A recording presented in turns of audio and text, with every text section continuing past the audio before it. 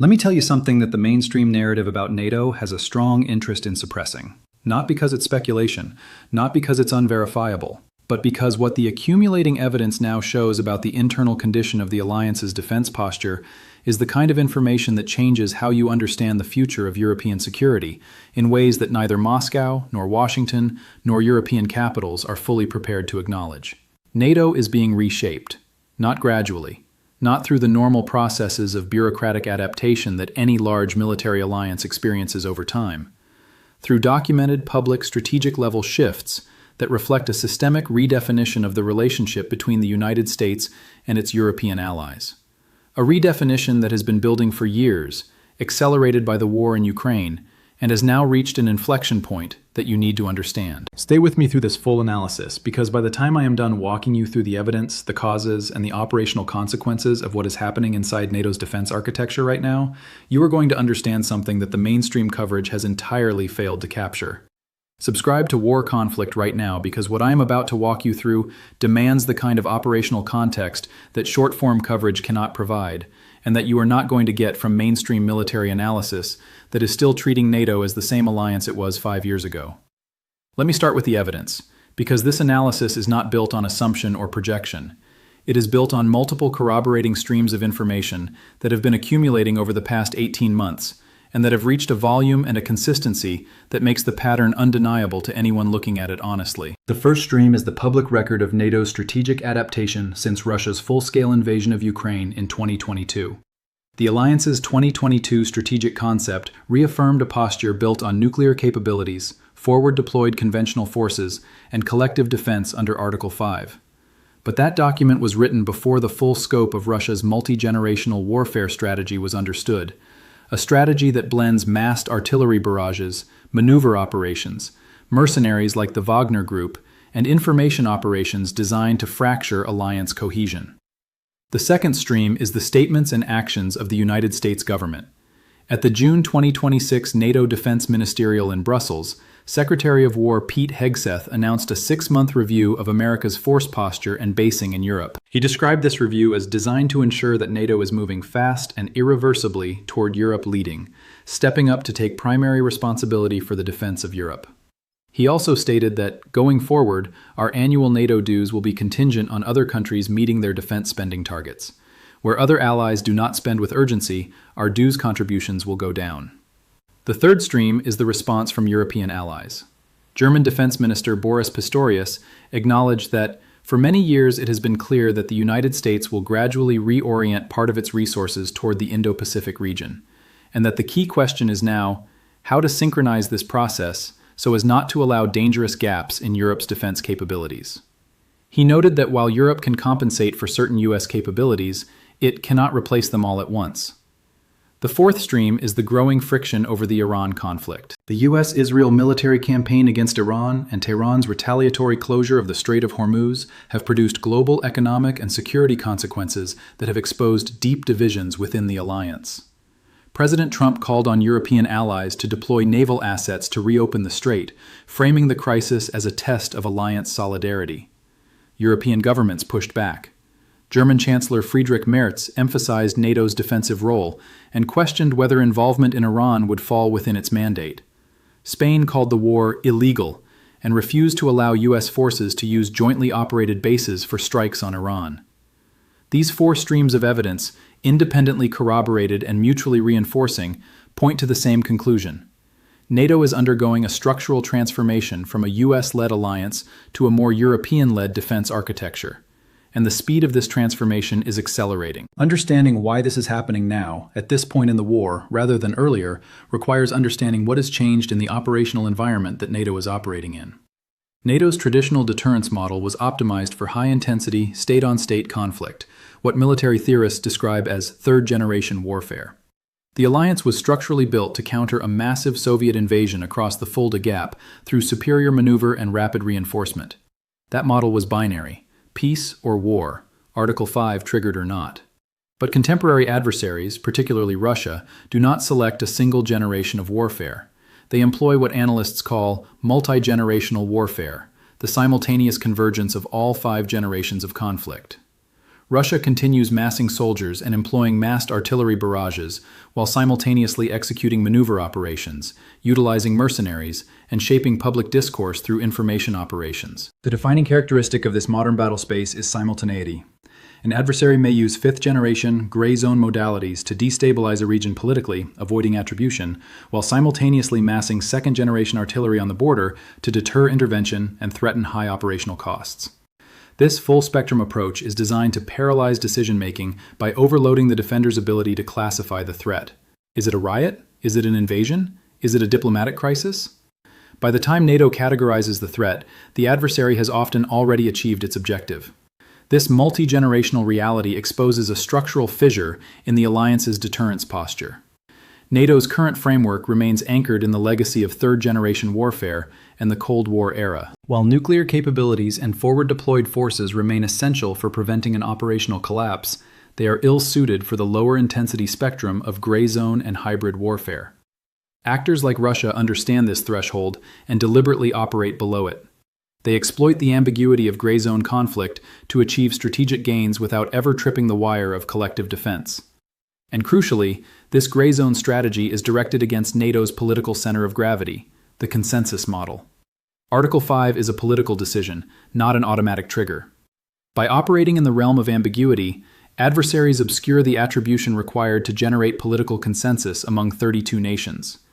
If the alliance members cannot agree on who is attacking NATO, it cannot hope to agree on how to respond. To understand where NATO is going, we have to understand where it came from. When NATO was founded, its first Secretary General, Lord Ismay, famously remarked that the alliance existed to keep the Russians out, the Americans in, and the Germans down. That reflected early Cold War realities. NATO 1.0 was a hard-edged, war-fighting organization focused on Europe's defense. As Secretary Hegseth described it, NATO 1.0 was a hard-edged, war-fighting organization focused on Europe's defense.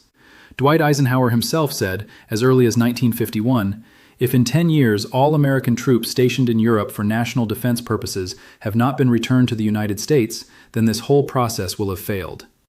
But that spirit faded after the Cold War ended. NATO 2.0 drifted toward out-of-area operations and things that had nothing to do with warfighting at all. Instead of tanks and fighters and air defenses, the focus shifted to gender equity, climate change, and defense austerity. Europe's borders flew open. Welfare states expanded. Defense budgets cratered. In the words of the U.S. War Department, NATO 2.0 was an era of distraction, deindustrialization, and demilitarization. It was an era of free riding, and those were lost years that we're not going back to. Now we are entering what the U.S. is calling NATO 3.0.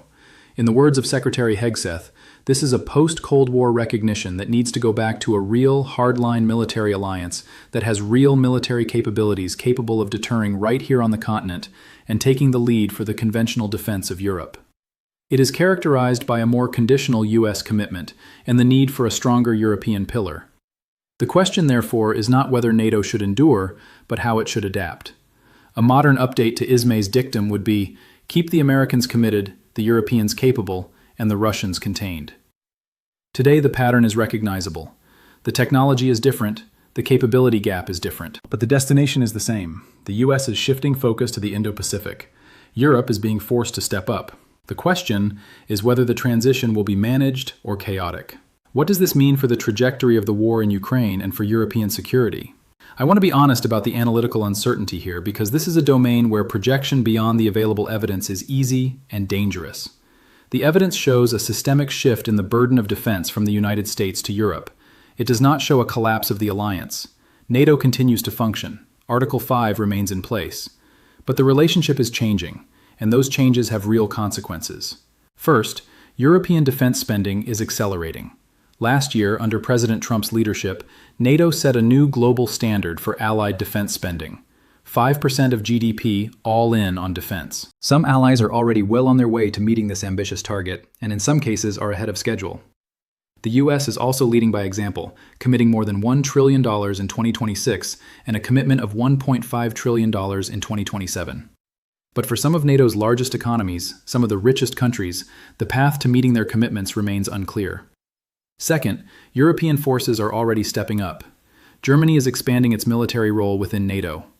A German brigade of more than 2,900 soldiers is currently participating in exercises in Lithuania.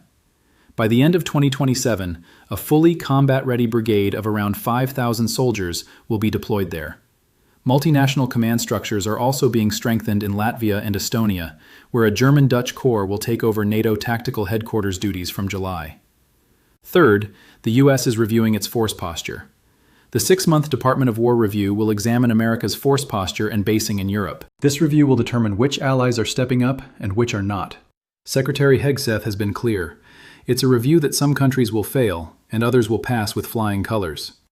The U.S. has already returned troop levels to pre-2022 levels, with the redeployment of a brigade combat team and a further reduction of 5,000 forces earlier this year. Fourth, the gap between U.S. and European priorities is widening. The dispute over Iran has exposed that there is no agreement anymore as to what exactly NATO stands for. The U.S. now faces a situation where its ability to use European bases for operations outside the NATO area is contested. Germany has sent 2 naval vessels to the Red Sea as part of preparatory steps for a possible mission in the Strait of Hormuz, but broader European involvement remains uncertain. The compounding problem is this: Europe cannot replace U.S. capabilities overnight. As German Defense Minister Pistorius acknowledged, Europe cannot replace all U.S. capabilities at once. But the U.S. is signaling that it will no longer be the default backstop for Europe's defense. NATO is becoming a two-way street, where U.S. contributions are contingent on European allies meeting their defense spending targets. You cannot simultaneously maintain the assault tempo that Moscow demands, sustain the casualty rates that tempo produces, manage the unit-level non-compliance that those casualty rates are generating, and maintain the domestic political narrative that the war is being conducted successfully and professionally. Something in that system has to give. Let me address one dimension of this story that the operational analysis alone does not fully capture: the political dimension inside the alliance. The Kremlin has constructed its domestic narrative around the belief that NATO is a declining, divided alliance that will eventually fracture under pressure. The evidence of the past 6 months provides some support for that narrative. The Iran dispute, the threat of U.S. withdrawal, the friction over defense spending, these are the kinds of disagreements that adversaries exploit. As one analyst put it, the current dispute carries real risks. There's a very real risk that the Trump administration would take this as an opportunity to send very strong negative signals about NATO. President Trump has already done so, criticizing European allies for failing to support the U.S. in the Iran conflict, describing their refusal as shameful. European leaders appear determined to avoid direct involvement in the Iran conflict, while maintaining political support for the alliance. As one analyst noted, leaders will keep on dragging their feet for as long as they can afford it, and support to Washington is likely to have more of a symbolic than a truly operational character. But the gap between U.S. and European priorities is widening. As Georgetown University's Dmitry Saruha stated, getting back to the same page is going to be difficult. After all, there is no agreement anymore as to what exactly NATO stands for. At the same time, U.S. priorities are shifting. Washington is moving away from being comprehensively engaged in the political, economic, and security life of Europe, and will be more selectively engaged going forward. The U.S. could also be tempted to play Europeans off against one another to eke out marginal short-term advantages on issues the Trump administration believes are important. The accumulation of these pressures is a long-term political vulnerability that adversaries can exploit.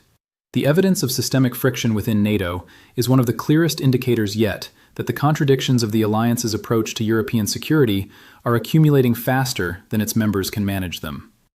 What does this mean for the trajectory of this war and for European security? The evidence shows a systemic shift in the burden of defense from the United States to Europe. It does not show a collapse of the alliance. NATO continues to function, Article 5 remains in place, but the relationship is changing, and those changes have real consequences. The direction of travel is clear. Europe must take primary responsibility for its conventional defense.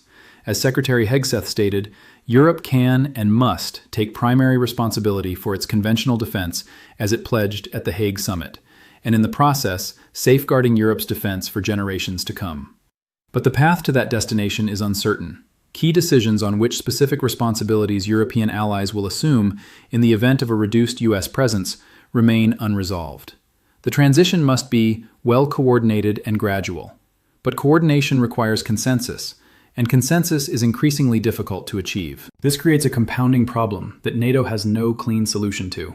You cannot simultaneously maintain the solidarity that deterrence requires, sustain the defense spending that capability demands, manage the political friction that burden sharing generates, and maintain the domestic political narrative that the alliance is functioning effectively.